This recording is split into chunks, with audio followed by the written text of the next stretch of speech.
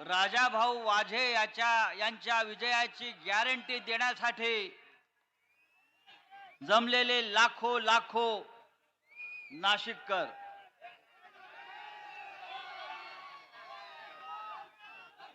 ही विराट सभा गॅरंटी देते राजाभाऊ वाजे 100% दिल्लीला जात आहेत आणि त्यांच्या समोर जे उमेदवार उभे आहेत त्यांना इथे पप्पी घ्यायला आपण ठेवून देऊ.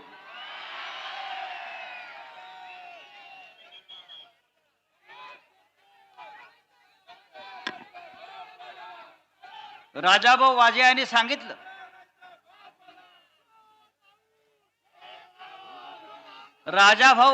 सांगितलं की ते खासदार म्हणून कोणती कामं करणार आहेत. त्यांच्या समोर नाशिकच्या विकासाचं काय लक्ष्य आहे, काय दृष्टी आहे. गेल्या 10 वर्षात ज्यांना इथे आपण खासदारकीची संधी दिली त्यांनी काय केलं हा आजही आपला पुढे प्रश्न आहे. त्यांना 50 खोकी मिळाली, 100 खोकी मिळाली, अजून काय मिळालं हा त्यांचा प्रश्न आहे.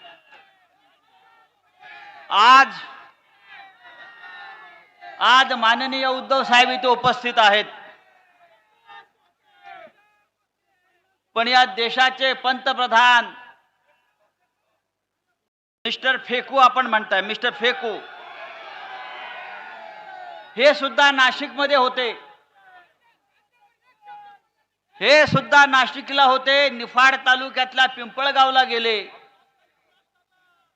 भाड्याची माणसं तिथे आली. भाषण करता समोरून एक तरुण शेतकरी उठला आणि त्याने प्रश्न विचारला की प्रधानमंत्री जरा कांद्यावर बोला, कांद्याच्या प्रश्नावर बोला. शेतकऱ्यांचे जे हाल चालू आहेत कांदा निर्यात बंदी नंतर त्याच्यावर बोला. तेव्हा या देशाच्या पंतप्रधानानं त्याच्याकडे रागानं पाहिलं, डोळे वटारून पाहिलं आणि फक्त भारत माता की जय, जय श्रीराम असा घोषणा देऊन निघून गेले. अरे भारत माता ही का तुमची खासगी प्रॉपर्टी आहे? तो शेतकरी सुद्धा भारत मातेचाच लेकरू आहे.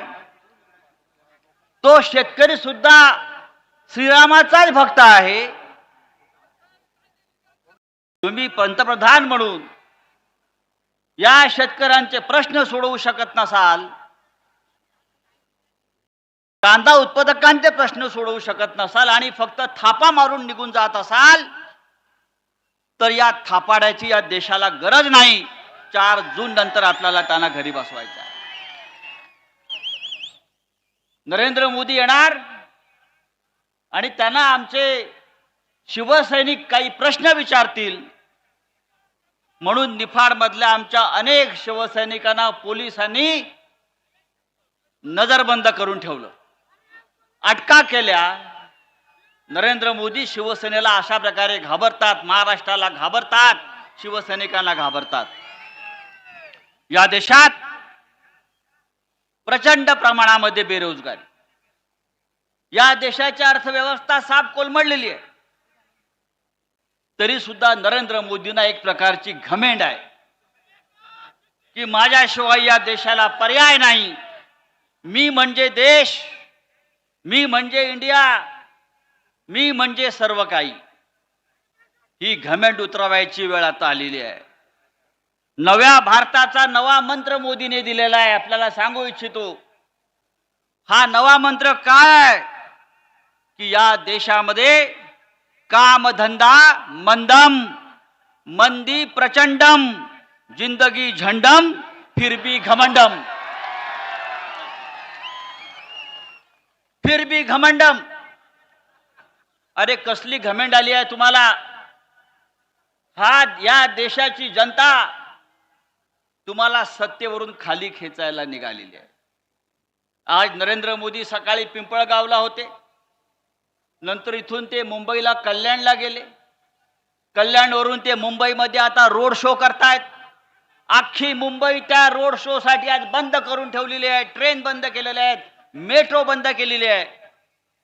गेल्या 1 महिन्यामध्ये मोदींनी महाराष्ट्रामध्ये 28 सभा घेतल्या आणि मुंबईमध्ये आज रोड शो घेत आहेत.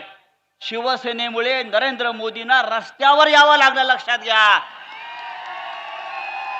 पण कितीही रोड शो घ्या, किती सभा घ्या, हा महाराष्ट्र आता तुमच्या पाठीशी उभा राहणार नाही.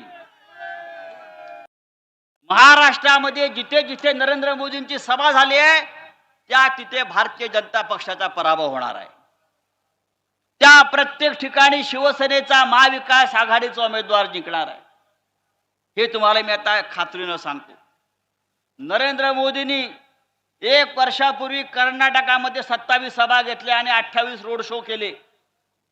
जिथे जिथे नरेंद्र मोदी गेले त्या सर्व ठिकाणी भारतीय जनता पक्षाच्या उमेदवारांचा पराभव झाला आणि त्यांचे 14 मंत्री सुद्धा पराभूत झाले. त्याच्यामुळे नरेंद्र मोदी आले म्हणजे भारतीय जनता पक्ष जिंकला, गद्दार जिंकले असं होणार नाही. या नाही ते राजाभाऊच्या विरुद्ध उभे राहून दाखवा. काय राजाभाऊच्या विरुद्ध उभे राहून दाखवा. 400 जागा जिंकण्याचा अहंकार. 400 जागा जिंकणार, 400. उद्धव साहेबांनी त्याच्यावर चांगलं उत्तर दिलंय. 400 पार नाही, अबकी बार भाजपात तडीपार. अबकी बार भाजपात तडीपार. अरे निवडणुका फक्त पैशावर जिंकता येत नाहीत. परवा या नाशिकमध्ये हेलिकॉप्टर उतरलं. कुठे आहे ते हेलिपॅड मला माहित नाही, पण नाशिकमध्ये उतरलं. या महाराष्ट्राचे घटनाबाह्य मुख्यमंत्री हेलिकॉप्टर मधनं काय बॅगा, खोके आणि बॅगा लोकांना माहिती आहे.